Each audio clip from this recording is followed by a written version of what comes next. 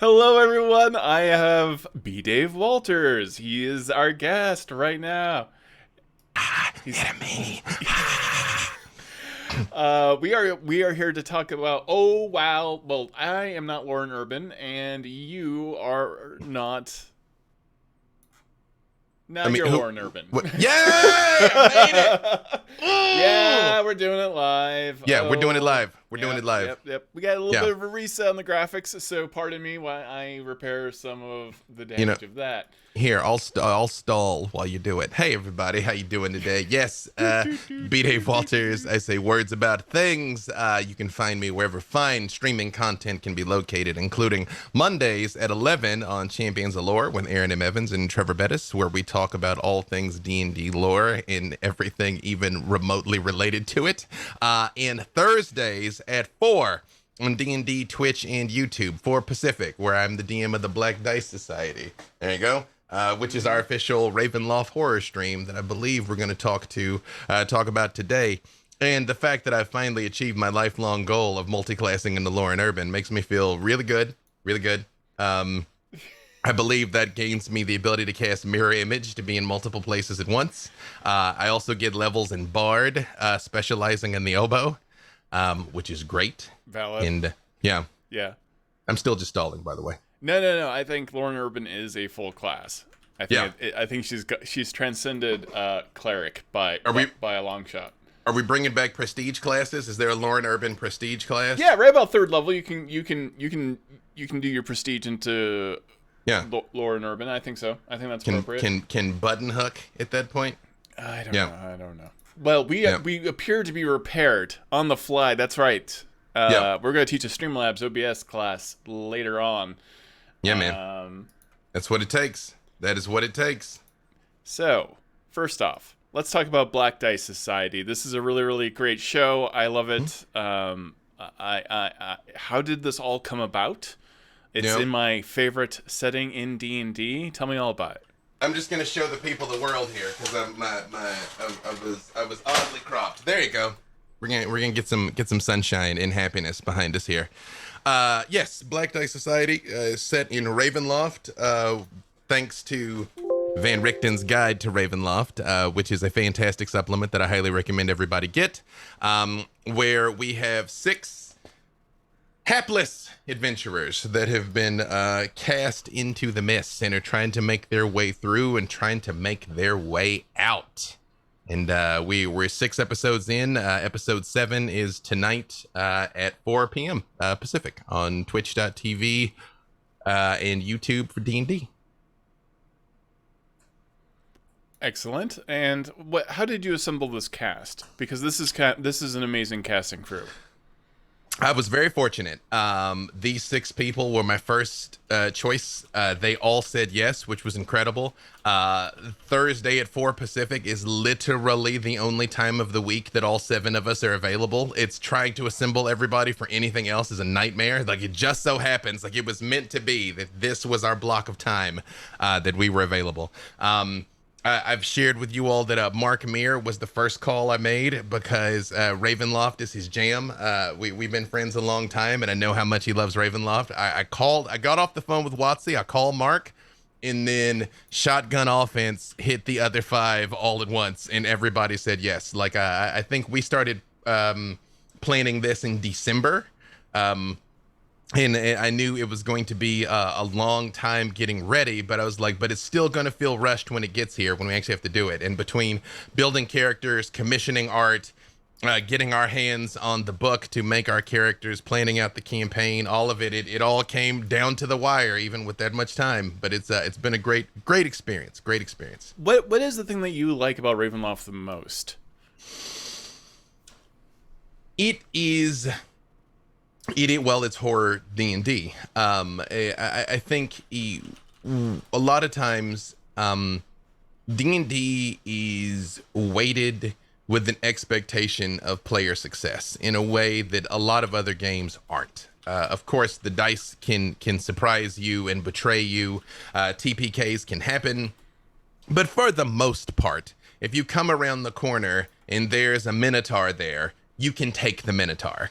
All things being equal, you know? Ravenloft's not like that. No, no, you have to come correct, and that's why it is my favorite universe in D&D. Is just that lethality to everything, and everything matters again, and you know, a 1 can be just absolutely devastating, especially if you decide to delve into the dark gifts. Which I adore, but yeah, the whole point of Ravenloft is to put you on your back foot. Yeah, to always kind of be on your heels, to confront you with problems that you can't solve with violence, and sometimes confront you with problems that you can't solve. And to tell you the truth, that is one of the most challenging things for the DM, in that you're oftentimes faced with situations that you can't actually make a meaningful difference. Not really. I mean, there's some people that are just doomed. In success is surviving and escaping, not necessarily repairing, which again is very tonally different than what people will expect a lot of times, where, you know, you kick in the door and you draw your sword and, you know, you will restore peace to your new empire, you know, not necessarily here, or you 100% will succeed. You will kick in the door. You will overthrow the evil king. You will restore order. Turns out you're the new evil king, and now you can't leave, which is another real possibility, especially now Van Richten's Guide has the rules for creating new dread domains. You very much might become kind of the captain of your own cursed ship at that point. Ooh, that's what I need to do now. Cursed pirate ship. Oh yeah. I'll talk to you later. Yeah. You all just I got saw a whole that thing. Yeah, I'm gonna go full Davy Jones. You all just saw that just formulate in my mind right then. Yeah. Well, I had run Ravenloft for a bit, where I put Strahd as the captain of a ship, very much like, you know, how Dracula goes on the Demeter, except for the domain itself goes anywhere in the prime material plane. So there's a area of effect that, you know, he can sail into Waterdeep. He can sail into any town, and it effectively becomes Ravenloft. And I always thought that would be fun.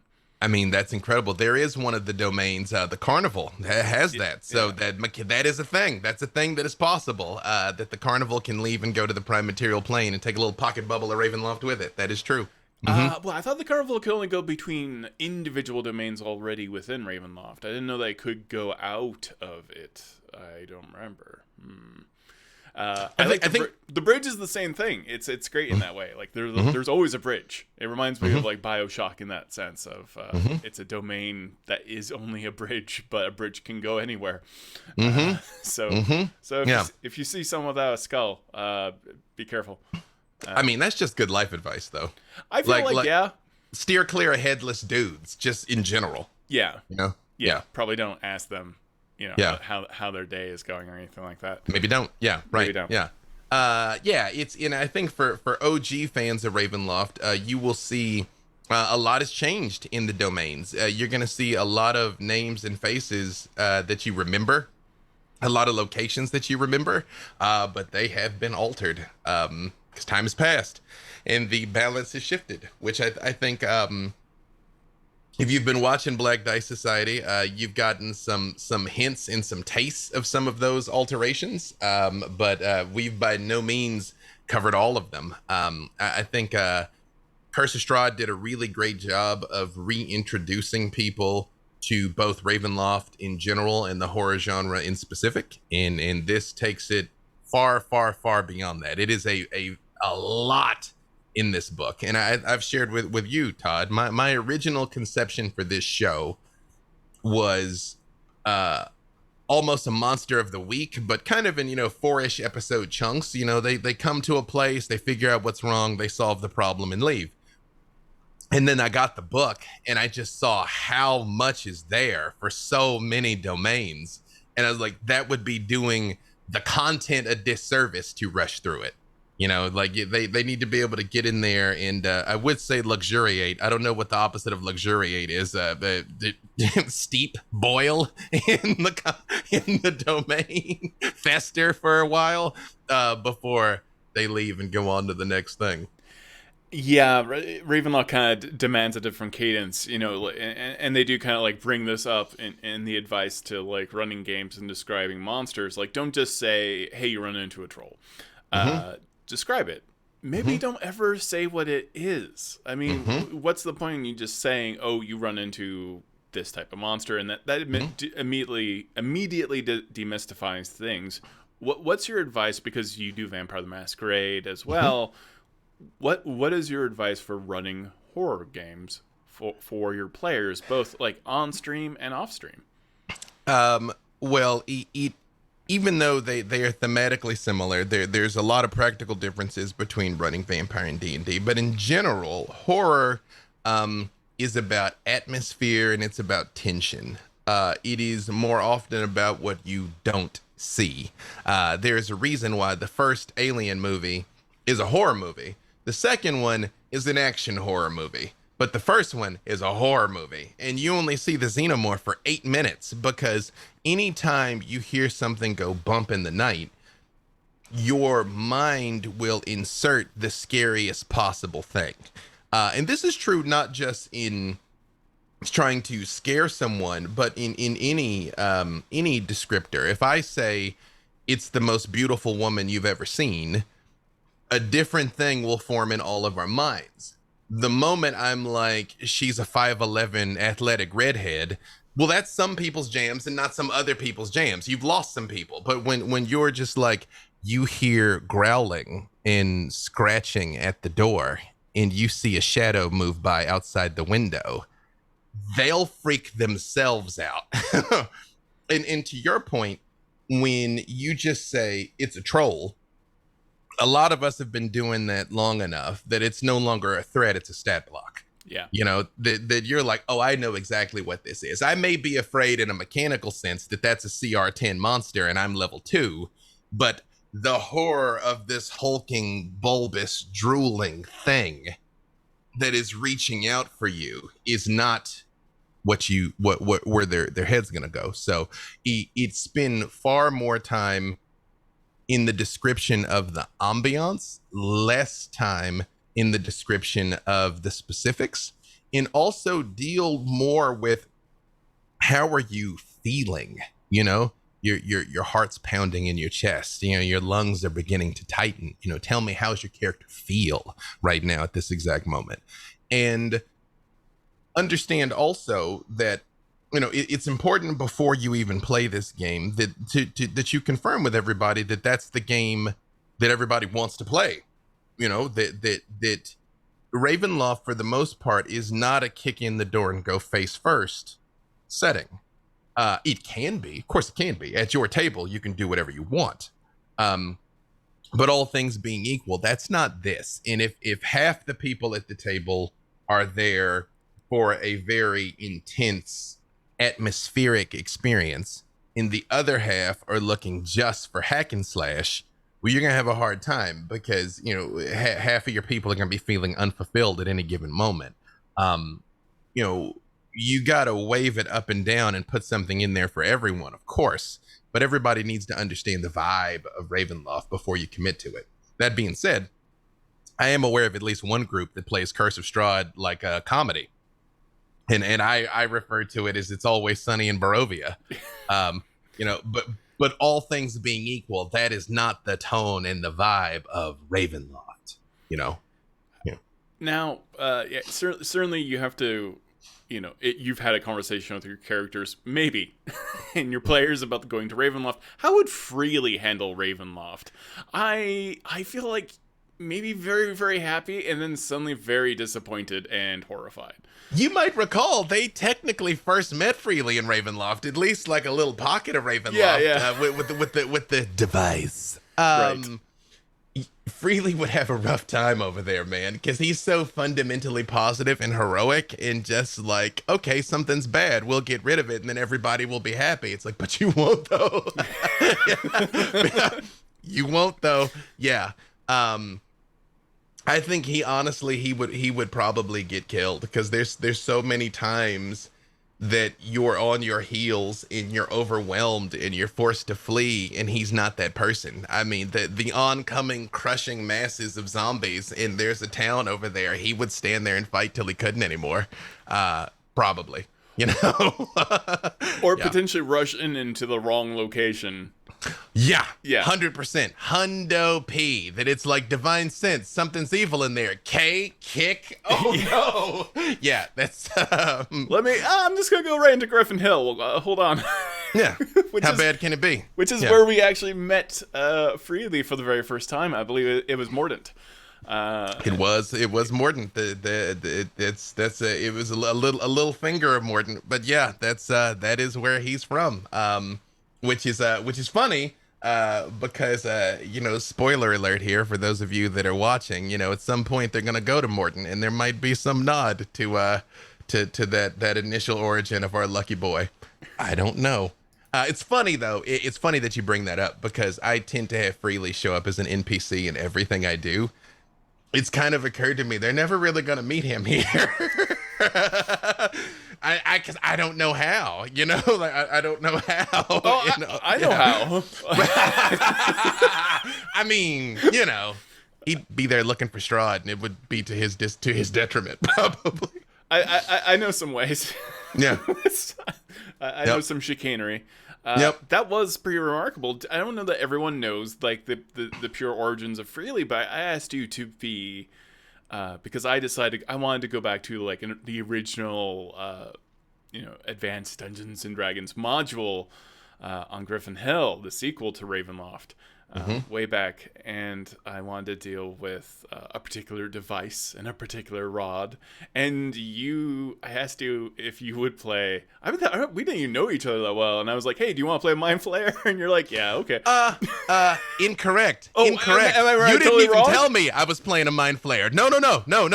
I found out that day that I was a Mind Flayer. I found out then. If you go back and you watch that VOD, and when you described me as a Mind Flayer, I'm like, all right, I'm a Mind Flayer. Yeah, like let's go. I am I had no idea. I am absolutely the worst. No idea that I was a Mind Flayer. Yeah, until we got there, and then that's all when I started speaking Mind Flayer. All that was on the fly, y'all. So, I think I said, give me a character of X level, and you were like, "Is it okay if they have a level of everything?" Okay. First of all, how dare you, sir? We're in public. No, I had a theory in mind of a 4-class build that was all built around charisma. It was a theory crafting exercise because he was only supposed to be in that one shot. Yeah. So I was like, I've never gotten a chance to do this. This will be fun. And at the time, we were at the height of doing LA by Night, and so I wanted a character that was not Victor. That's why he's a halfling. I never play small folk, but I was like, well, how far from Victor can I get? He's a halfling. Great. And they had a charisma bonus. So I was like, great. And I knew I wanted to do Bard, Paladin, Warlock, Sorcerer and make that work because I knew I could. Yeah. And he's not a party face. He's not a thinker. He's not a tactician. Ints his dump stat. He just does the right thing. He's just lucky. That was the whole concept. And then we got there, and you're like, so you're a Mind Flayer. And I'm like, dope. Yeah. So everything that you shouldn't do as a DM, I kind of did. Yeah, it worked out. B did, yeah. But now you have a permanent character, and you have a video game character in Idle Champion, so it all worked out, buddy. Honestly, hand to God, he has made his own luck. Like, I mean, like, he is manifested into reality as the actual lucky boy that things just go right for. That is true. Getting invited back to be permanent on Heroes of the Plains to Silver and Steel, or Beyond Heroes to Silver and Steel to Heroes of the Plains to getting to be an Idle Champions, just all this wild stuff that I'm like, okay. He began as a theory crafting exercise, which quite frankly has worked. It's worked out better than I thought. It works really well. What I'm happy is that I was able to curse Chris Dupuy one last time because Avron was such, like, hands down most difficult character build probably of all time for Idle Champions because I changed my mind all the time because I'm a dungeon master and I can't stop. But then Freely was going to be in Idle Champions, and As if sensing it preternaturally, I'm like, this sounds like a good time to take his arm. y'all, okay, so the process of getting your character into Idle Champions is like 6 months, take like 6 months. And the crew at CNE is magnificent. It's wonderful. They hold your hand all the way through. They ask you all these questions, many of which I hadn't even considered. And it was a great process. And we were already into doing the animation for Freely. And then he lost his arm. And I emailed them that day. And I was like, okay, so don't freak out. He's got a mechanical arm now. And maybe he's going to get his old arm back. I don't know, but can we change this and could you add his arm? And they were like, yeah, sure, no problem. And yeah, that is true. We were a ways into adding Freely into Idle Champions when you cut his arm off and gave him the clockwork arm. That is true. That is true. What, monster. Yeah, I am a monster. Well, you did pick up a sword in a god graveyard, so I figured So also, since we're here among friends, I picked up this sword in the god graveyard, right? And I said to, I don't know who I said it to. I think it was Lauren or it was Hope. And I was like, watch, the sword's cursed. Guaranteed, sword's cursed. And then he sends me the stat block and literally the first word, cursed. And then I was like, great. Cool. Got my cursed god killing sword. I don't know if that's on me. I think that's a little bit on Freely as well. Not losing the arm necessarily. It was a magic sword in a god graveyard. Of course I took it. You do have a history of swords now. Yeah. You do. Apparently. Yeah, you're collecting them. What is it that you like about playing Freely the most? I love the fact that he's just good. There's no shades of gray. He's just trying to do the right thing, genuinely. He's not playing a long game. He's not playing 4-dimensional chess. He's not wondering what's in it for him. He's just trying to be a hero and do the right thing because that's what heroes do. And he just wakes up every day. All of those classes I mentioned, they're all innate. He's never been trained. He doesn't know why he can do these things. He just can. And so he goes out and just tries to help people every day. Yeah. It's definitely the character you make also after Vampire the Masquerade, after years of that, right? 100. Yeah. That I was like, what if there was a sweet bean? Yeah. Like, what would that look like? But the funny thing is that I'm all like, oh, he's a good guy. He also set loose an evil goddess to save his friend. Oh, yeah. That was an over-calculation.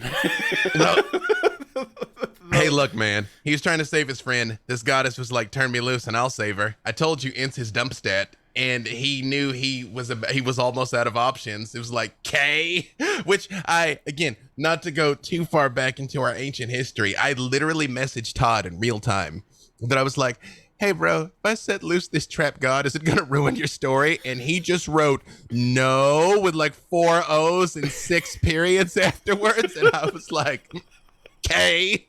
Yeah. We've both, as Dungeon Masters, been that for each other, as in we will check in, but I think we're both addicted to the chaos. We're like, okay, well, that does destroy everything, but I'm more curious now what's going to happen.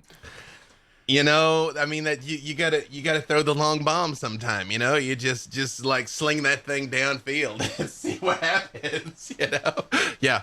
Well, but I like that. I think, again, within reason, check in with your storyteller, especially if you're streaming, even if you're not streaming, but especially if you're streaming, before you inadvertently, detonate the foundation of a narrative, because they may not find that enjoyable and the other people at the table may not either.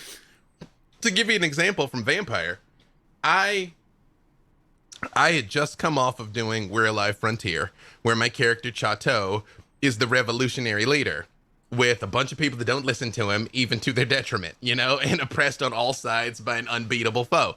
So when Vampire came along, I was like, I'm not going to do that. Victor was supposed to just be having a good time. He runs clubs. He's a Ventru. Cool. And then I saw an opportunity, and I'm still me. So at the break, that episode, I was like, hey, Jason, if I kill Abrams, is it going to mess up the story? And he's like, well, I don't know that you can. I was like, if I kill Abrams, will it mess up the story? And he's like, no. I was like, okay. So I had in the back of my mind, I was going to roll him up. And then when the moment came, I just had an opportunity to blackmail him instead, and it went where it went. But that's why, again, I tried to make Freely not that. And then, like, 2 episodes in, I'm like, hey, so Todd, if I unleash the apocalypse, would that be a problem?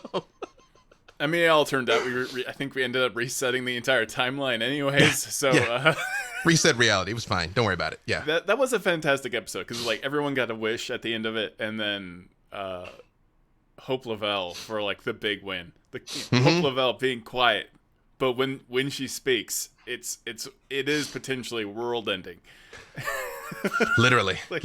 I wish everything was like it was 3 years ago. And then it all went back to the same end. Only Freely was there and not Mind Flayer. So, hooray! Yeah. Hey. Yeah, but I mean, as players and as storytellers, you're there to weave a meaningful narrative together.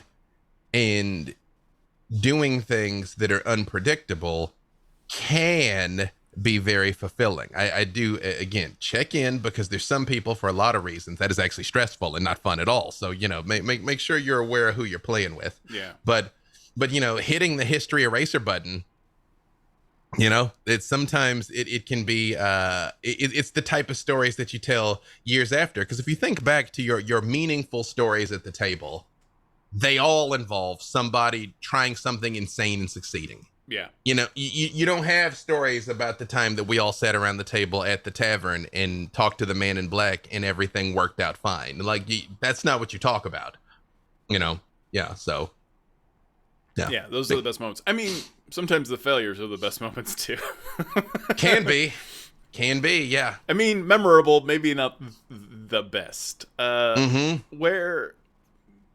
was your very first live stream show and what was that like for you?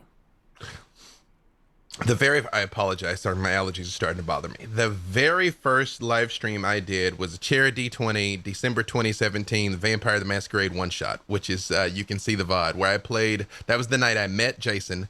I played Stu the Gangrel. That was my first time playing on stream. And I did the cosplay. I got all dressed up. I did my makeup. I had my nails. I was all in character because I consciously thought, y'all, one thing I can tell you, every aspect of my career advancement has been intentional. I've had a plan the entire time. I've had some very lucky breaks and things I could not have foreseen. There has been a very heavy luck component, but the strategy has all been intentional. And I was like, this is my one chance. I'm going to show the world what I can do, because before that, I'd only done Ask Your Black Geek Friend and everybody knew me as the talk guy. So I went in and I hit it as hard as I could as Stu the Gangrel. Did the voice, did the look, did everything, and apparently it worked out. Because after that, it was Inkwell Society, then it was We're Alive Frontier. I was an alternate on We're Alive Frontier. There was no guarantee I was even going to get on, and I was only in 2 episodes of the first season, but I was in all the second season. Then after that was Vampire, and after that, it all sort of took off, Yeah. How... Now that you have like all this experience, like both from like again Vampire the Masquerade and Werewolf, and now we've got Ravenloft coming out. How do you make some of these monsters a legit threat? Not just describing them, but like too often I think a lot of dungeon masters will just throw a monster at the party and just be like, okay, that they're doing they just punch you. Yeah. How far do you go with maniacal aware monsters that are very cunning?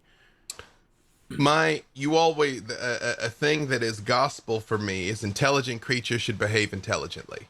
The orcs should never just be attacking because they're orcs. The dragon is not just going to lay there and let you come into its den and then just chop it to pieces. They're aware of things. They're aware of who's the greatest threat. They can have arranged traps. They can have tactics. They can act from a place of self-preservation. They can act from a place of no self-preservation whatsoever if they're going to take you with them, I had an experience recently where I played in a stream that unfortunately I can't name because the name is a little risque and we're here among friends. But I played the villain who'd been after them all season, and for the finale, when they got to fight the villain was me, and I was merciless because my style is I figure out at least one way I know they can succeed, and then I make it as hard as I possibly can. I'm like, if I'll know the adamantite golem has an off switch on the back of its knee, and then just make it terrible because the players will always come up with something you don't expect. And the dice will come up with things that you don't expect, because I find, all things being equal, going easy on people is ultimately unfulfilling because there's no glory in overcoming that. So, but in this particular instance, I was controlling a water elemental and they were on a pier. So all I did was I had the water elemental hit Whelm, which is that group grapple thing elementals can do, and use its 90 feet movement to go out in the water and drown them. I was like, we're just going out here. That's, you know what the elemental's gonna do? Spin 90 feet every round going deeper into the water. and when they finally got loose, I hit them with Whelm again. And hell, it just to see the panic on their face when it's just like, oh no, I really might not make it out of this. I'm like, you really might not. Yeah, great. Because that's what I'm here for. When they actually got out of it, huzzah, we've really done something. Versus it just being another fight, you know, that is claw bite, you know, two slam attacks. Now it's your turn, you know. Be cruel, be malevolent, have them take prized possessions and flee, you know. Have them you know, tear off holy symbols, have them say things. I mean, trash talk goes really well, especially if you have them talk trash when they miss, like have creatures laugh and stuff when you attack them and can't harm them. Yeah, that really messes with people. Yeah, it's I felt bad for a character. Like I had a villain say something like, so, you know, it's kind of like John Mulaney once said, like, you know, little kids will say something that's true about you that you don't like. Like I had a villain say something very poignant to one of the characters, and it just kind of destroyed them. Like they couldn't stop thinking about it. I think villains also that are very overly nice while they're doing terrible things is extremely frustrating. Well, you know, understand the villain's the hero of their story. Exactly. You know, the villain thinks they're doing the right thing. And if you frame it correctly, they should be able to see the villain's point of view. Like, oh, okay, you know, that's why Killmonger and Black Panther's so effective. When he's saying why he's doing what he's doing, you're like, oh, word? You know? You know, because D&D's got a lot of things that are iconic evils. You know, the beholders are supremacists in the sense that they look down on everyone, including other beholders. Exactly. You know, liches. Yeah, even if they made the other beholder, they're like, it's a fight to the death. Yeah, exactly. You know, liches are, you know, have engaged in, you know, centuries of evil and duplicity in exchange for, you know, eternal life, and it's easy to just be like, oh, that's the bad guy. But again, they still have some greater motivation. I think that's why a character like the Xanathar is so great, that, you know, he's a mob boss, you know, even though, like, in his heart of hearts, truly, he feels like he's better than all living things everywhere. He still takes the time to have a crime empire. Okay, you know, I've toyed around with liches that are good, you know, that you're like, I've been alive for 1,500 years. Yeah, you can't change your mind. Yeah, right, exactly. Like maybe I miscalculated, you know? Like maybe I'm going to give this another shot now. You know, especially things with longer timelines. In things like you know, it can be difficult portraying like ultra intelligence, like dragons and stuff. Yeah. But I mean, in Vampire, I had Kane show up more than once. Which, you know, for the most part, that's a lot of expectation. That's, I mean, yeah, that's the thing that scares me about gods. Every time I run D&D, yep. When I ran Vampire, when I had an ancient famous vampire show up, everyone's got an idea what that thing is. The way I handled Kane is he was just indifferent. He wasn't evil. He was too old to, like, he's like, I bear you no ill will, right, because you don't matter to me. You know, like he was just indifferent, you know? And they were like, the Dark Father, we worship you. And he's like, okay. And they're like, well, but we're worshipers of Lilith. You're a monster. He's like, yeah, maybe, you know? Wait, you didn't play him as like Dracula from Blade 3? You didn't like No. No, I didn't. Just I didn't. Just shirt open. Just Yeah, I mean, you know, after a certain point, you know, even the hedonism would lose its luster. To tell you the truth, my favorite vampire ever, Count Magnus Lee from Vampire Hunter D. Oh, wow. When he's like, I'm over 10,000 years old, and you have no idea what that means. Boredom, overwhelming. I've literally seen and done everything. I think I love just Victor from Bill Nighy in Underworld just because of just the weirdness. Literally why his name is Victor is Victor from Underworld. That is true. Because I was like, I was enjoying myself. I'm always there for like, yeah, vampires versus werewolves and all that stuff. And then this man shows up, and he's just like, I'm like, Selene. What was that? Like the whole theater is like, no. And that's a social tick. That's a vampire social tick. That's double shout outs to Bill Nighy. We got Victor and we got Davy Jones. Both showed up here. You know, that's there you go. Yeah. Yep. And 99 souls. Wow, he really has been like everything. He was even briefly a zombie, a fairly aware zombie. Yeah, he's a wonderful man. Do you think we're gonna get another Underworld movie? I mean, but you know, I just read there was one I didn't see that like in 2019. I didn't know that. Like one snuck in that I wasn't aware of. There's another one. No, I got all of them. I know I got all of them. It freaked me out when I realized the guy from Good Omens is the same guy who was the main Lycan, and I was very confused. He's also Thorin Oakenshield in The Hobbit. Yeah. No. Yeah? No. Yeah? No, I refuse to believe what you are telling me. My mind will break. I will. I don't know, chat. Let me know if Thor Oakenshield is also the same actor. That's gonna freak me out pretty bad. Yep. Yeah, look it up, kids. I'll wait. Yeah, okay. 1 second. It's Michael Sheen. Do we have any questions in chat for B Dave of any kind while we are doing a little bit of research? Yeah, I'm stalling while he's looking at Michael Sheen's filmography. Yeah. I'm like, no, let's stop the stream. I need to know this I need to know this right now. This has to be proven. I've been a nerd for a long time. IMDb has preserved many relationships that make it possible to check things like this. No, it's just been a good time, man. And I heavily encourage anyone who hasn't played Ravenloft in the past, because I was a fan of Ravenloft. I played it, but it was not my jam, though. Wow. It wasn't my thing.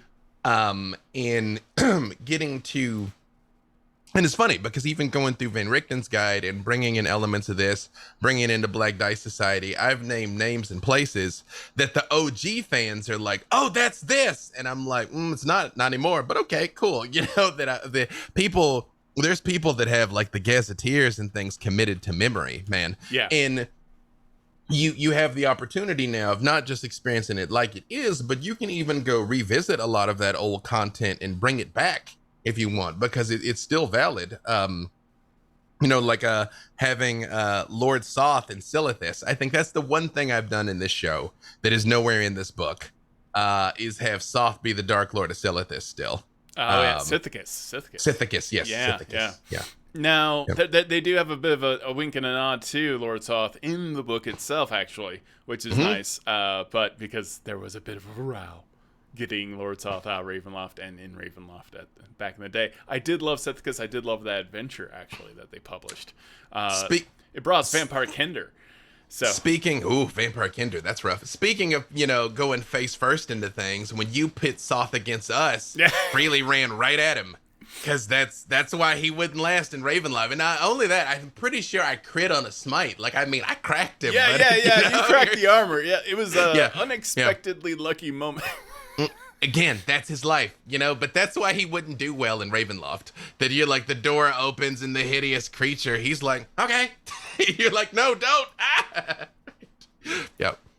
Well, it does turn out, however, that I am right and you are wrong, and I am all powerful now. So, no, it is not. It is not. It is a different actor that plays Thorin. Who's Thorin Oakenshields actor? Armitage? Richard Armitage? Yeah. Oh, you're correct. Richard Armitage was the great red dragon in Hannibal. That is correct. Yep. Yeah. I was wrong. Yep. Confirmed by chat. Although, we got a question from the Trevor. What is your number one advice for being an evil DM that everyone loves? That's Hi, Trevor. Time travel? Yeah. No, I said hi, Trevor. To him. Yeah. I was like, time travel will do it. Time travel would do it. Again, honestly, don't hold back. You think you're being too hard and you aren't. As long as there's a way. There has to be a way. Yeah. But because just indefinite suffering sucks and people get frustrated, and that's not what you want. You don't want frustration. You want them to be exerting maximum effort. Yeah. And pending the system you're playing, presumably D&D, there's opportunities to skill checks, perception checks, insight checks, survival rolls. Yeah. To hey, you notice that seven-headed wolf is favoring its left leg. Yeah, when it turns to pounce. Like it limps slightly. Like give them ideas about how they might succeed, and then come at them. And I think the rule of cool exists in that if they come up with a really creative solution, don't penalize them for that. Like, we just shot a bonus episode for the Black Dice Society that's up on our Patreon. Please take a look. It's available for all patrons. The Black Dice, patreon.com/the Black Dice Society, where I confronted them with what was going to be a very powerful opponent. Right. And one of them, I'm being vague, so I don't spoil it, but one of them was like, because they'd made some rolls, I believe it was religion, to figure out, like, why is this thing here type thing, like, what does this thing want? And they were like, hey, check this out, if you let us go, we'll give you what you want. And they rolled very high on persuasion. In fact, I think it was a natural 20. That's a house rule I always play with. The 20s always succeed and one always fails, even on skill checks. And I'm like, here's an intelligent creature. You have accurately assessed what it wants and very convincingly, argued that you would do it. And I mean, in its mind, it was like, well, if you're lying to me, I could just find it and eat you later. I mean, okay, you can go, and they afterwards were like, oh, did I ruin that? I'm like, no, that's a valid way to solve the problem. Not everything has to be done with blunt force trauma. Yeah. I think I adore you as a DM and the absurdity of things that will happen, but like on multiple occasions the absurd has occurred where, like, literally becoming a god because my wife's character Whittle rolled a 20 to figure out how to use an ancient lich's device that's specifically meant for that, and it suddenly became just part of the narrative. Because I like things far more that actually happen in play than I do like making up history. I think that's the most fun. You also let me talk crap to an aberration and cause it to not destroy an entire world just because it needed one moment to beat me. You did actively taunt a world-ending god. That is true, and but I mean, it's the same thing where because you got to think, at the risk of sounding cliche like an actor, what's my motivation?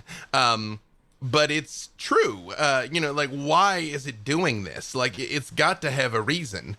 And if you know the reason, anything that leans into that or away from that theoretically should get a reaction out of it. And when you were like, hey, so if you're so tough, you're a god, I'm a god, beat me. And it was like, what? It's like, I can spare the 5 minutes to squash this guy before I continue on with the path of devastation here. And it worked because it gave the group times to do things. And yes, you did find a Sarax god creating machine. I forget the name of that module where that's from. I have it and I always forget the name of it, but it is brutal. It's a brutal module by far. I do. Avron's always been very game for a Tyler Durden SmackDown because you don't know where he's been. Just for the record, that how Avron became a god, that was in the one-on-one shot that I did with him and Megan. That's up on my YouTube. If you just Google one-on-one shots, Todd Kenrick, Megan Kenrick, B. Dave Walters, you'll find it. And that's where Avron's on your YouTube. Is my YouTube? Yeah. Oh, I didn't know that was your YouTube. Mm-hmm. Yep. The more you know. And that's that's where that came. But hey, that's how it went down. So. Here we are. Those are the best moments. Well, it also too, again, the game is weighted towards combat, and so when you have characters that can do things besides that, you still need to give them a chance to shine as well. The sneaky characters, the sleight of hand, the perceptive characters. Reward, give everyone at least an opportunity to play to their strengths. Yeah, that it was an interesting moment that we had Tuesday because I had ridden myself into a bit of a trap because I was using content from Icewind Dale, which is a very fun book, but we had a Chaos Surge on Demiplane, on Heroes of the Plains, and so I was like, okay, this Simulacrum of Avron's going to show up through this portal. I'd already established the logic of how two spells work in this room, one of which is very much taken from a very real place, and we had seen it occur with various illusions, and so that's when I had someone else roll the percentile die and watch a character who was actually rather lovely and kind turn into black goo, because that's the roll, and if you don't lose, then you don't know what a win is. It's true. Sometimes you write yourself into that place, but those are my favorite parts for sure. Well, it's you're doing it right even when you're DM, when the game can surprise you too. Yeah. And not just your players, but your NPCs can surprise you too, because then that means they've come to life on their own. And when I'm writing, I'll plan everything out before I do it. But then when you get there, there's times that you're like, well, but she wouldn't say that. I know I thought she would pull the trigger, but now I know her, she wouldn't. And you're like, well, what does that mean now? And I think that's when the audience gets mad at you, when you do things that betray the mythos, where you're like, yeah, but they wouldn't do that, Yeah. And I won't. It's late in the day for me to be encouraging nerd rage, but I will just say, in the new Star Wars trilogy, there's multiple moments where I'm like, they wouldn't do that. Like I've spent 40 years of my life becoming friends with them. They wouldn't do that, Yeah. In just being like flippantly being like, yeah, but they did now. Like that is when people get like viscerally angry about things. Yeah. Versus you see storytelling like, say, Captain America's arc in the MCU. Yeah. From the face of the war effort to becoming slightly disillusioned, to the face of the Avengers to becoming slightly disillusioned, to being willing to sacrifice literally everything. That's why the moment when Cap stands up and the shield's broken and he's all alone and he just straps it on and stands up again in the face of this army, that's why that scene works so much. And I was like crying like violently there because I'm like, that's Captain America. Then you have the on your left, and then all of that works. Yeah. Because it has all been in alignment with who he is and the trip we've taken with him, And he's still that kid in the alleyway who can do this all day. Yeah. Yep. Yeah.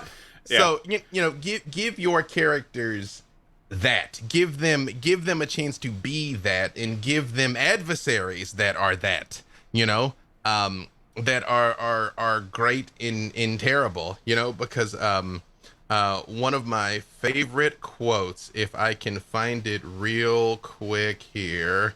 I mean, and your own characters will get away from you in the same way. They suddenly just come to life, and you're like, I can't. This, Avern being not entirely unlike a Loki type character, Avern can't be up to. He can't do something directly. Like, it's going to be trickery of some kind. He cannot help himself. It's since it is so likely that children will meet cruel enemies, let them at least have heard of brave knights and heroic courage. Yeah, that is fantastic. Yep. We got a few more questions we should probably burn through. One is just an affirmation of just like, hey, B. Dave, loving the Black Dice Society game. You really captured Ravenloft. Not so much a question, but I agree. I actually adore the show. I think it's a fantastic show. I am hurt that I am not on it. That's how jealous I am of how good the show is. It's only been 6 episodes. Yeah, plenty of time to kill off somebody.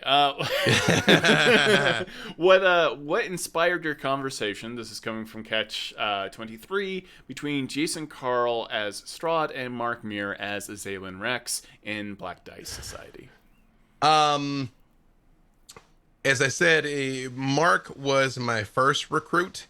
I knew I wanted to have Strahd in this, and I knew I wanted Jason to be Strahd because he loves Strahd. It also was a shout out to, you know, our family, you know, that has come on this trip with us. We shot all of those epilogues before the show, so all 5 of those that you saw were in the can before we'd even done episode 0 or 0.5 that we did for GaryCon. So I was aware of the characters in broad strokes, but not in specific. So I very much told them, I gave both of them some pointers of this is where you are, this is kind of how you feel about this. This is all set before the events of Curse of Strahd, for the record. And I very much conceived of the Black Dice Society as being the Rogue One to Curse of Strahd. That this is events before that will help inform the narrative of Curse of Strahd when you play it at your table. So I kind of worked with them to be like, this is where Strahd is coming from. This is where Azalin's coming from. You tell me what happens next. And I'll tell you, as a little bit of a spoiler, literally when we're done here, I'm shooting more content with Mark as Azalin today that's going to go up on Patreon. And then Saturday, we're shooting more epilogues with Strahd and Azalin. And my conversations with them have been like, well, now, you know X, Y, and Z. What would Strahd do? What would Azalin do? You're essentially playing this role. You tell me what happens. And then, it's going to go where it goes. I never told you Rogue One broke my heart. So I'm too tall to be a stormtrooper. I'm too tall to be Boba Fett. I deeply wanted to cosplay anything. And then I saw the Death Troopers, and I'm like, that's what I can do. And I read everything about them, and they're like, yeah, we got a bunch of 6'5" guys or taller to play these kind of robot. Originally, they didn't even have the back of their skulls, all kinds of weird stuff, to play these Death Troopers. And I got an exact replica of one of those helmets, and my head was still too big. The rage. Nothing like sitting back a Death Trooper helmet. Hey man, everybody just wants me to play Wookiees. I get it. Yeah, no, it's hard being I don't know. I'm concerned about the people they got for the Death Troopers because their heads had to be incredibly tiny for their size. We do have a question. They all skipped head day. Yeah, they skipped head day. We've got a question from Evil Emperor Zerg. What are your thoughts on long-lived creatures carrying millennia-old grudges? I love them. Yeah, I mean, especially when you're playing with something that's an immortal. This is, something from Vampire. Once you're 500 years old, waiting 50 years to get revenge is nothing. Yeah. You're like, no big, it's like, I'll get you, but I mean, I'm going to get you at, 2078. Yeah, 100%. Have you ever lived in a neighborhood your whole life? Like, your neighbors have plenty of time to like decide not to like you. It's a revenge best served cold. Yep, 100%. I also imagine that ancient creatures just find reasons to have grudges at some point. Yeah. It's I said long lived creatures can change their minds, but that you don't necessarily have to outgrow pettiness. And also understand that alignment is a guideline, not a set rule. I mean, I believe this was in Pathfinder, but there was a good Baelor and there was an evil Solar, that just over the course of time had seen things that took that way, because there's a lot of stories that talk about corruption, nowhere near as many that talk about redemption. And that door swings both ways. Yeah, and I'm never a fan of absolutes. That's why I like the Baelnor myth of there's got to be good liches, and there are good liches. I mean, they're a little further and far between. When I mean, probably shoot first and ask later. Still, when it comes to liches, correct. But there are good undead, and those are the stories I like the most, especially when it comes to undead. And also Ravenloft is I'm not gonna make every ghost and undead evil. I'm just not going to do it because I love Crimson Peak. So well, being a ghost is not innately evil. It's just unfinished business is preventing you from moving on. That's it. Well, B Dave, thank you so much for being on the show. I know we had a few technical hurdles. You were briefly Lauren Urban. I feel like that's only appropriate since Lauren Urban was playing freely. Lauren Urban was playing, or Kara Eldrex playing freely, playing. I'm not quite sure. It was a turducken of some kind. It's true. Yeah, so I think that was fitting. And we got the code sorted out as well. Sorry, everyone. I am doing all the video production on this side as well, and I am learning. It is it's difficult to wear all those hats at once. Believe me, I know. Yeah, it's a lot of hats, but we made it work. B Dave, always happy to have you on. It's also always nice to have an excuse to hang out and just chat. And if we have people witnessing that, that's fantastic. Yeah, absolutely. No, glad to do it. Do it again anytime. And hey, join us at 4 Pacific for the Black Dice Society. Even if you haven't watched us up until now, we give a little recap at the beginning. You'll be able to jump in with us. And if you prefer, you can spend the next week getting caught up on YouTube. Join us live next week. We'll still be there. Yeah, check out his Patreon. B Dave is genuinely, I would say, just flat out my favorite. Right, you and Chris Perkins and Jeremy Crawford have been my favorite DMs, and all different styles, but it is just always delightful. I always feel like I am the center of all attention. That might be because I'm a terrible player, but B Dave is an amazing DM. So. Hey, I made it through an entire adventure in the hells with Perkins with 1 hit point. So I lasted the whole time. Yep. Well, thank you so much for being on the show. And up next, we've got a bunch of developer insights into Idle Champions itself. So I'm going to run. We had no technical difficulties. Bosses, I did a great job. Add freely to your formation. He will make things better. Add Avron to it as well because he's still OP and he's fantastic. All right. Thank you, everyone. Have a great day. Bye, y'all. Bye.